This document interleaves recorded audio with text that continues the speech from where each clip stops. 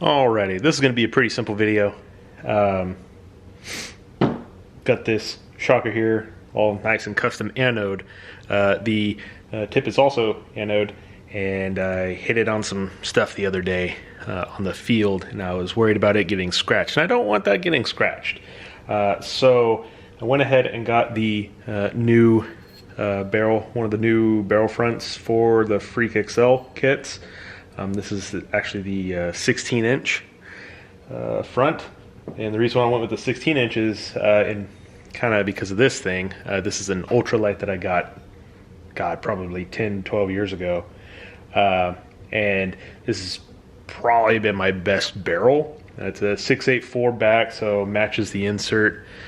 But I am going to do a little sound comparison here. I got the new decibel meter here, and we're just gonna give it a whirl, see if the 16-inch front is a little quieter than the 14-inch front. This one is the All-American ported. This is the straight ported with smaller portholes on the new stuff.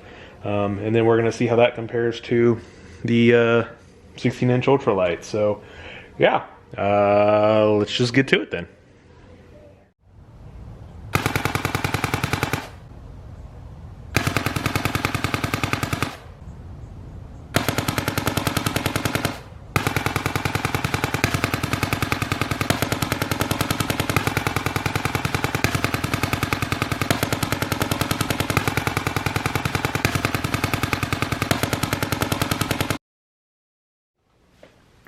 All right, so let's talk results.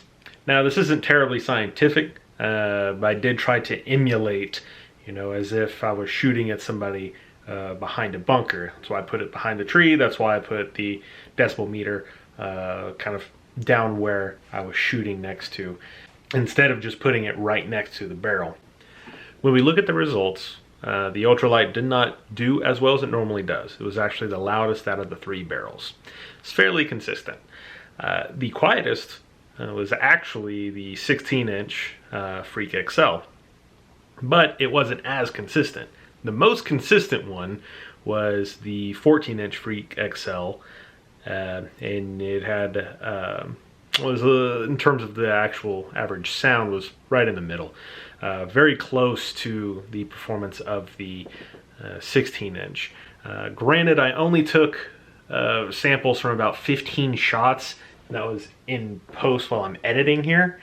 So again, not the most scientific.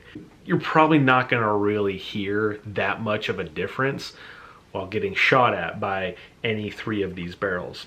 However, I did hear a difference behind the barrel while I was shooting. The 16 inches on both sets definitely did have a lower kind of sound to them, a lower sound signature, while the 14-inch definitely had a higher, poppier sound signature.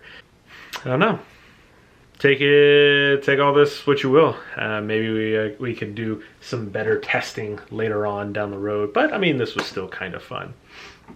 As for me, I'm probably going to stick with the 16-inch. I'm kind of all in on this Freak XL kit, especially after getting the stainless steel. Gives you that nice little weight. Yeah, I'm not gonna mess up my nice anodizing, and it should work out fine. Something I do want to discuss though is they did change kind of the O-ring placement on these fronts, and that's the external O-ring, right? So where on the original Freak XL, the O-ring's up here, and they actually bring it down a little bit more, closer to the tip. And what that does is when you're threading it into the back, the threads will engage before the O-ring does. On the version 1 of the Freak XL, the O-rings and the thread actually meet up at the same time, so you kind of have to push through the O-ring to thread in. I always am scared I'm gonna, I don't know, like cross thread the front, but don't have any issue with that on these new Freak XL fronts, so that's pretty cool. Anywho, I hope you liked this video.